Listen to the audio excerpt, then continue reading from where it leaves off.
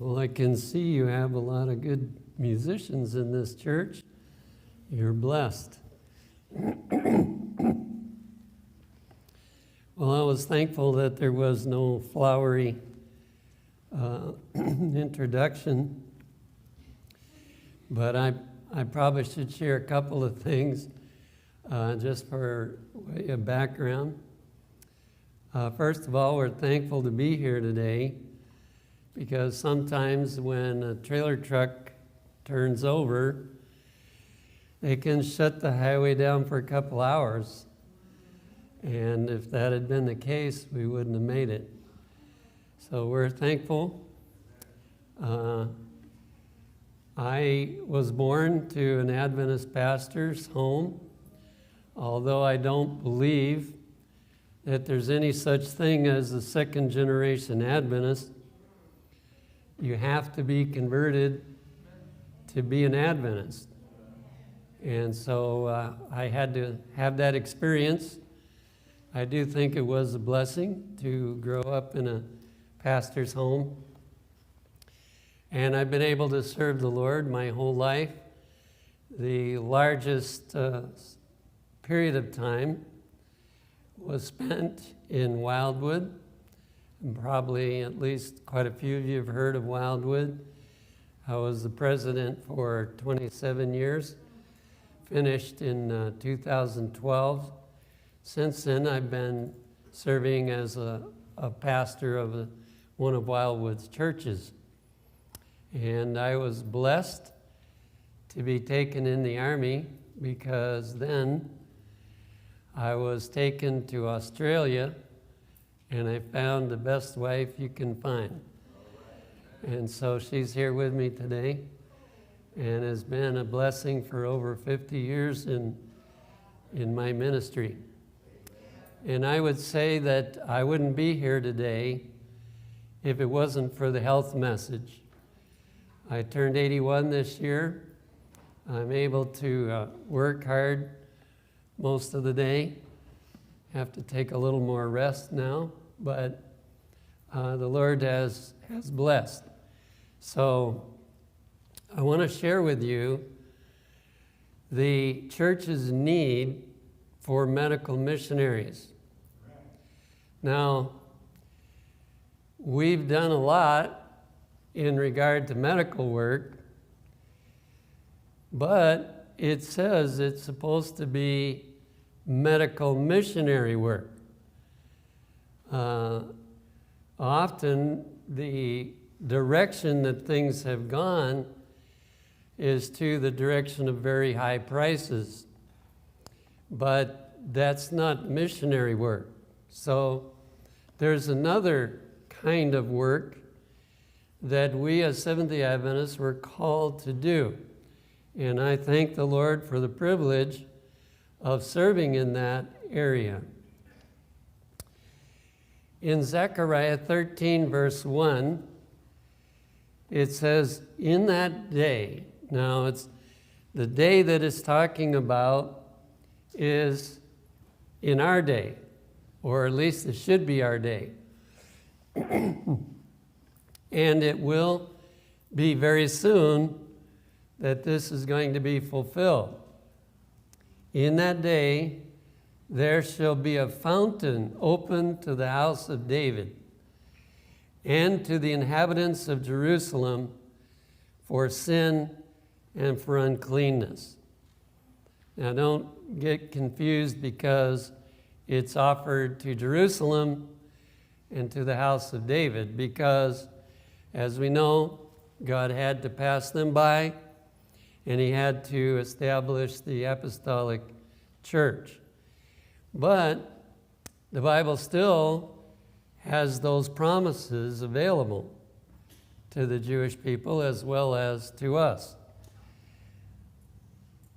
In Counsels on Health, page 209, it says, wonderful is the work which God designs to accomplish through his servants, that his name may be glorified. This is what needs to be done. Not that our name will be glorified, but that his name will be glorified. And Jesus demonstrated on earth how his name could be glorified. We're told he spent more time healing than he did preaching or teaching. And he didn't even charge for his blessings that he gave to people. And I'm not saying it can't be charged. There are overhead that has to be paid in some situations. But missionary work is doing as much as you can for people at the least possible expense. God made Joseph a fountain of life to the Egyptian nation. So he was an example of what God wanted to do for the world through Seventh-day Adventists. And really, through Joseph, the whole world kept alive. Through Joseph, the life of that whole people was preserved.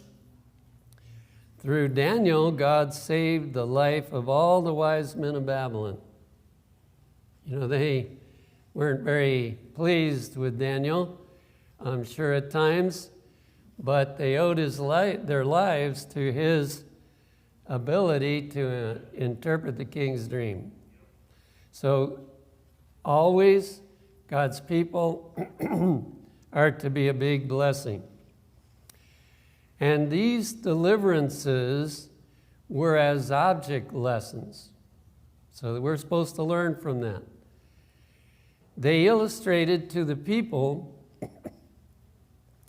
the spiritual blessings offered them through connection with God, the God whom Joseph and Daniel worshiped. Now, when we come to people's doors, and this work is legitimate to do that, but often they get the idea quite quickly that we want another member of our church. That's why we're coming. And they aren't able to see the blessings that Seventh-day Adventists are. And they kind of put us in the category of Jehovah's Witness and, you know, some of these others that are rather an annoyance to society. Like I say, that work does need to be done, and there's a place for that, but there's another work that needs to be done. So, through his people today, God desires to bring blessings to the world. Every worker in whose heart Christ abides, everyone who will show forth his love to the world, is a worker together with God for the blessing of humanity. So we have to do something that convinces them that we love them. And we can see how Jesus did that. And everybody realized Pharisees hated him, but the people that he was helping, they loved him because they could see that he loved them and that he cared about all of what they were suffering. So that is what we are to do. If we do that, we are a worker together with God for the blessing of humanity.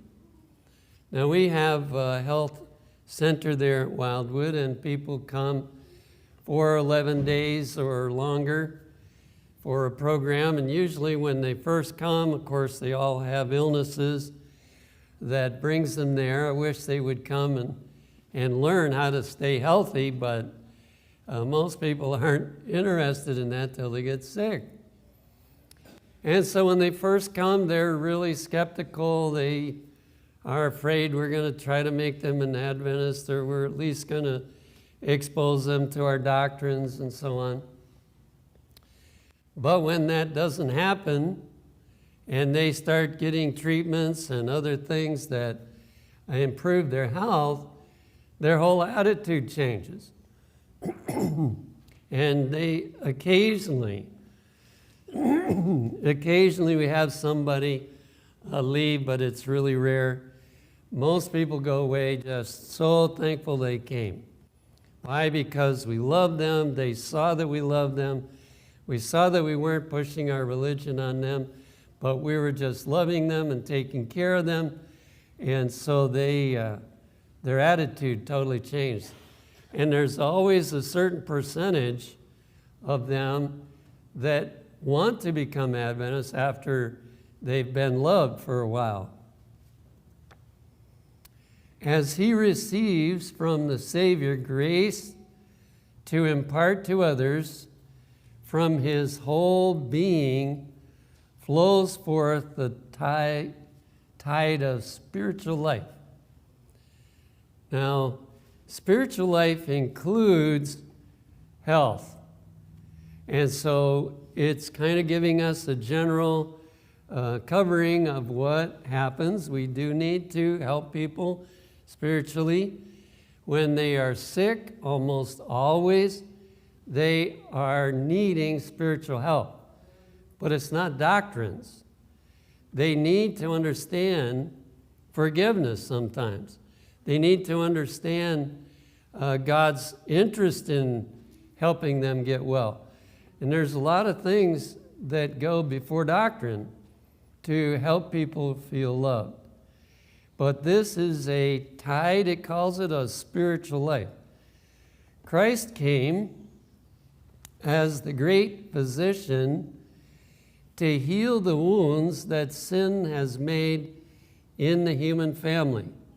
And his Spirit, working through his servants, imparts to sin-sick, suffering human beings a mighty healing power that is efficacious for, notice, the body and the soul. Those two things go together. You cannot heal the soul without healing the body. And you cannot heal the body without healing the soul. In fact, as you trace back in the Bible, you discover that the ones that were in charge of spiritual life were also in charge of healing the body. This is a more modern direction that we've gone, where certain people heal the body and other people try to heal the soul, but it's not the best method. It does not work as well as the Bible method. And so it's time for us to return, which means many of us are going to have to learn how to heal the body. I think we've done more to try to train people to heal the soul, but not very much how to heal the body. And so God is leading for these last days to have more instruments that are able to minister in both areas. And I don't mean we all have to become doctors. There's a lot of simple things that can help people with their health. Now, in Zechariah 13:1, we read that, and here's a quote. After that was quoted, it says, "The waters of this fountain contain medicinal properties that will heal both physical and spiritual infirmities." So when you read Zechariah 3:1, you may not pick up on that double ministry, but it is there as you put the magnifying glass on it. It is talking about healing for both the physical and the spiritual infirmities. I remember we had one man there at our institution, and he was getting a lot of the physical help, but he wasn't improving at all. And one of the individuals connected with him came and asked me if I wouldn't have an interview with him. I wasn't able to do a lot of that work, but I did get to do some of it. And so it just so happened that he attended one of the spiritual meetings that I had, and he came up to me afterward. I didn't even have to ask him for an appointment. He came up because of the content of the message, and he asked if he could talk with me. So I made an appointment, and I visited with him in his room, and I soon discovered that the reason he wasn't improving with the treatments and all the things that were being done for him is that he had a terrible burden of guilt that he couldn't get off of him, couldn't shake it.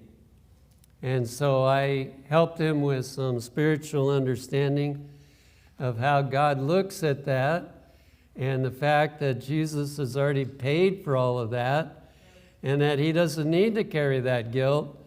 Even though he did the wrong things, he shouldn't have done them, but he can have forgiveness. And he doesn't have to worry about carrying that load anymore. Well, as soon as he believed that, he started to improve. And so we have to have both physical and spiritual ministry to people. From this fountain flows the mighty river seen in Ezekiel's vision. Now again, this vision is an end-time vision. It was supposed to be all along, but it is especially for the last days. So let's take a quick look at it. It's a very interesting vision that Ezekiel was given. And when the man that had the line in his hand, he has a measuring line, went forth eastward, he measured 1,000 cubits, and he brought me through the waters. The waters were to the ankles. So he's moving into this river, and he goes 1,000 cubits into the river, and it's up to the ankles. Again, he measured 1,000 and brought me through the waters. The waters were to the knees. So this river is the one that we've been talking about that's going to cause many people, not everybody, of course, but many people to feel blessed by Seventh-day Adventists and to feel loved by Seventh-day Adventists.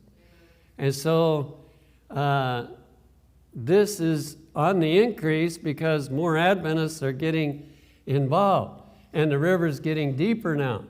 It's up to the knees. Again, he measured 1,000 and brought me through. The waters were to the loins. So now it's up to the waist as he's going into this river. Afterward, he measured 1,000, and it was a river that I could not pass over. For the waters were risen, waters to swim in. A river that could not be passed over. You couldn't walk through it. It was over your head. I don't know whether you've ever wondered how can the gospel be given to every man, woman, and child on planet Earth, because until it is done, we don't go home. And so it has to happen. And this is the river that is going to finish it. And so as soon as we get the picture of the blended ministry of spiritual and physical to where we can practice it, then the river's going to get deeper and deeper, and it's going to cover the whole earth. What we've been doing is not going to do it. How do we know? Well, As an organized church, we've been at it for 160 years, and we're not even half done yet. So it needs to be dawning upon us that at the rate we're doing it, it's not going to be done. Not anytime soon.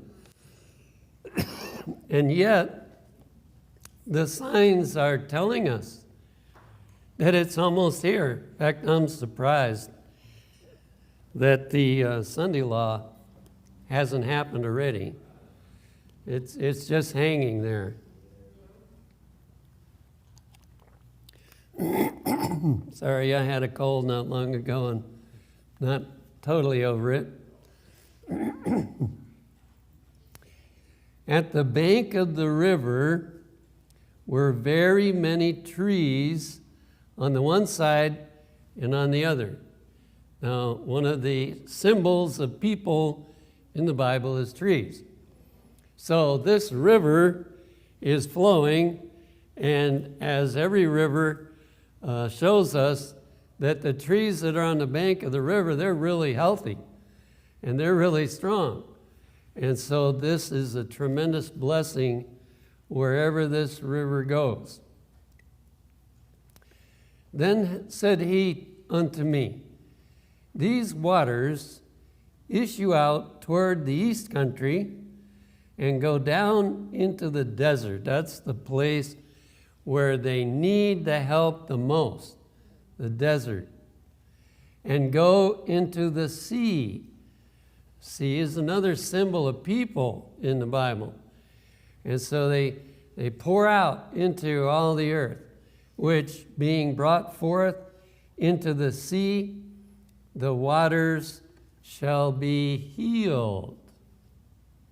And it shall come to pass that everything that liveth, which moveth, whithersoever the river shall come, shall live.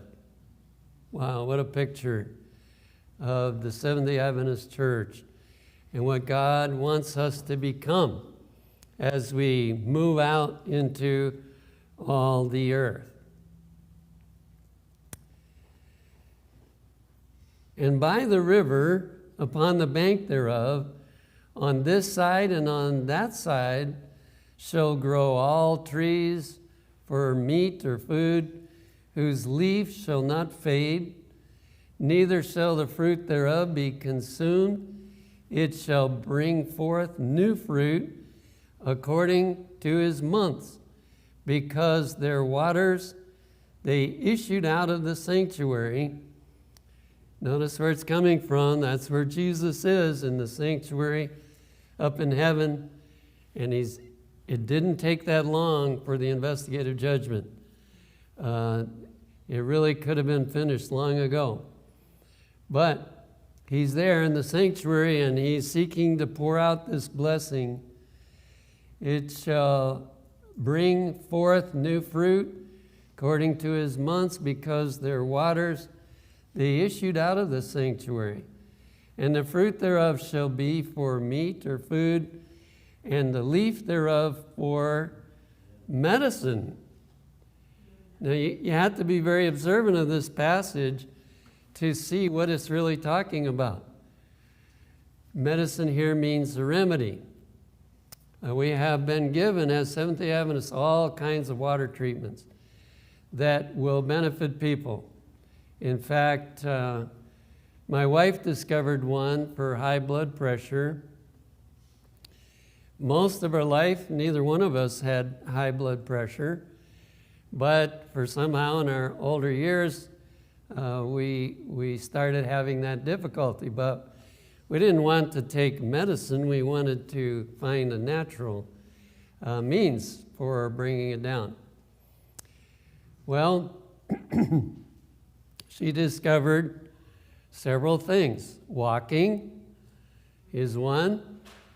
Another one is a hot shower, as hot as you can handle. And then they have these thermophores that give heat, and you put that on the back. And so there have been not lately, things are going better now due to the walking program and all.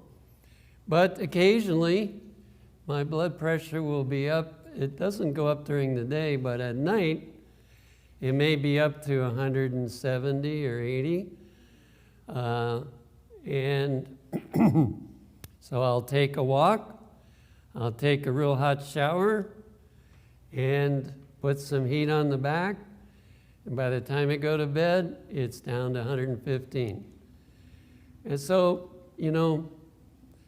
God has given a lot of remedies to handle. Now, that's not a prescription for anybody that's got high blood pressure, but you might experiment with it and see if it helps you. In the book Education, page 192, it says, "The springs of heavenly peace and joy unsealed in the soul by the words of inspiration will become a mighty river of influence to bless all who come within its reach." Now, it's hidden there too, but in inspiration, there is also the evidence of the medical missionary work, and it is both the spiritual information in the Bible and the medical missionary that is to be making up this mighty river. Let the youth of today, the youth who are growing up with the Bible in their hands, become the recipients and the channels of its life-giving energy. Now, I see you have quite a few young people here, so I hope that you will be interested in the medical missionary work and what streams of blessing would flow forth to the world. So that's God's desire. He needs people to do what Jesus did when he was on earth and to bring to the whole world, the greatest disappointment that people have ever had was to come the day after Jesus died and found out he was no longer around. But they soon found out that the disciples could do the exact same work. And so this was a tremendous blessing after that very sad experience of losing Jesus. And really that's his plan, that every Seventh-day Adventist will be able to do the work that Jesus did. Continues, it says, influences of whose power to heal and comfort we can scarcely conceive. So how much we would be loved, we can hardly imagine what it's going to be like. We're used to doors being slammed in our face. We're used to people rejecting us. And we just held a diabetes seminar. And we're in a small town, so we can't get huge crowds, but we were able to get 11 people to come out for the diabetes seminar. And they kept coming. They just loved it, and they saw that what we were teaching them was helping them. One man got completely off of his diabetes medicine, and so at the end of the meetings, they didn't want to stop. They wanted to keep on having meetings, so we went into cooking school, and now they're even wanting Bible studies, some of them. And so we're just moving, right along. So these influences of whose power to heal and comfort we can scarcely conceive, rivers of living water, fountains springing up unto everlasting life. So that is our privilege. I don't like rejection. I can face it if somebody slams the door, but I don't like it. But you know what? We rarely suffer rejection in medical missionary work that people just love you for it. In Christian Service, page 133 and 134, medical missionary work and the gospel ministry are the channels through which God seeks to pour a constant supply of His goodness. So, two things working together: medical missionary work and the gospel ministry. They are the way that God pours out His goodness upon others. They are to be as the river of life for the irrigation of His church. And I believe that this will also spare us for a time, because we will be such a blessing that they won't be so eager to get rid of us. Eventually, of course, they will, but it can postpone how fast they want to get rid of us. Wildwood, all around the area, has a very good name. They just love Wildwood. Tell them where you're from. And, you know, their image is people that are blessing the community. Well, I imagine you're supposed to stop at 12, is that right? Anyway, just a couple more minutes and we'll stop. What are some of the ways to help others? And this is not a complete list in any way, but number one, teaching how to have good health. Now, you have to understand how to have good health or you can't teach it. And so we have to study ourselves. What are the things that will produce good health? And sometimes it cuts across things that we're doing, so then we have to stop. Now, when you're teaching people health, they can't see you doing different than what you're teaching. Every once in a while, some lifestyle guest comes to us and says, you know, so-and-so, they're not doing what's being taught here. And so you have to live by it, and then you can teach it with effectiveness. Number two, teaching how to prepare healthy food. That's a really big one. And people are more and more becoming aware that Seventh-day Adventists, you know, here we've scored a good point.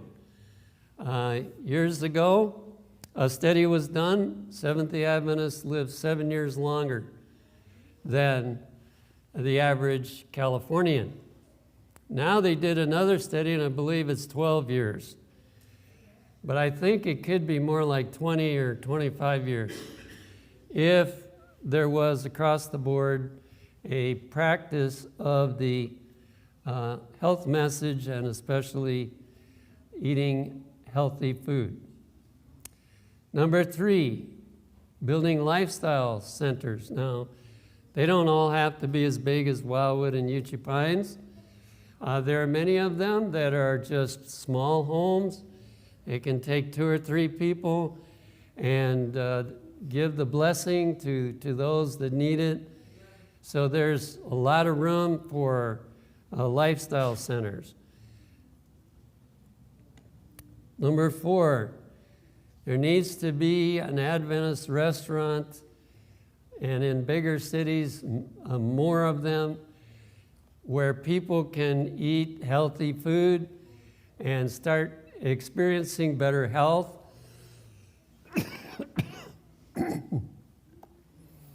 And a health food store is an amazing, you know, both of these are ways that an Adventist can make a living and be ministering to people in regard to health all day long. And so we've been involved in restaurants at Wildwood, and my wife ran the store on campus and other places we've been. We ran stores. And you know, just the fact that you're running a store, they think you know everything about health. So you get to talk to them, and they'll listen to you as to, you know, what they should do for this or that.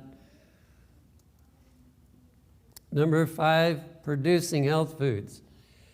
We've kind of specialized in meat substitutes, which Adventists like better than non-Adventists, by the way. But there's a vast array of healthy foods that could be made and sold. And one of the objectives that we're supposed to have as Adventists is to keep the price low so the poor people can afford it. So you have to do some investigation how you can do that. But we need to produce, and that's another means of earning a living. I should say this too, I can see with the events that are taking place that it's going to get harder and harder for Seventh-day Adventists to work for non-Adventists. And so I believe it's time for us to be thinking about getting our own business in whatever way we can do it, as many of us, and then you can help other Adventists have a place to work as well. And then we can visit the sick. They often are not, paid attention to. I was really wishing that somehow during COVID that Seventh-day Adventists would not be afraid of it and that they would go out and be able to help people that had COVID, because there were treatments that made a difference. I got COVID and I got a really bad case because my earlier life I didn't live by the health message, especially I worked too many hours and really damaged my health. And so, according to the leaders, I was one that if I got it, I would die. But the Lord saved me.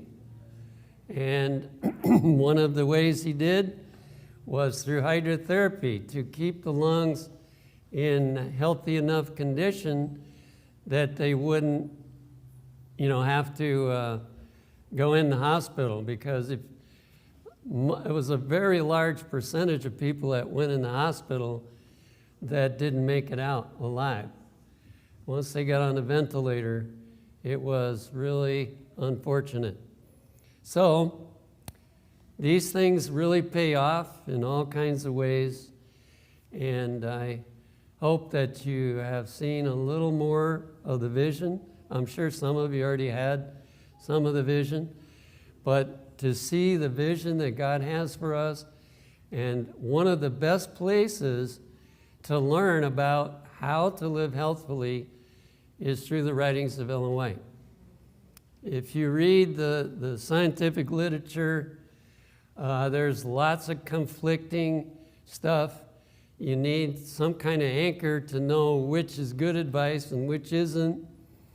So the safest thing is to study the spirit of prophecy in regard to health. And even years ago, there were several medical students who were interested in becoming physicians, and they were studying.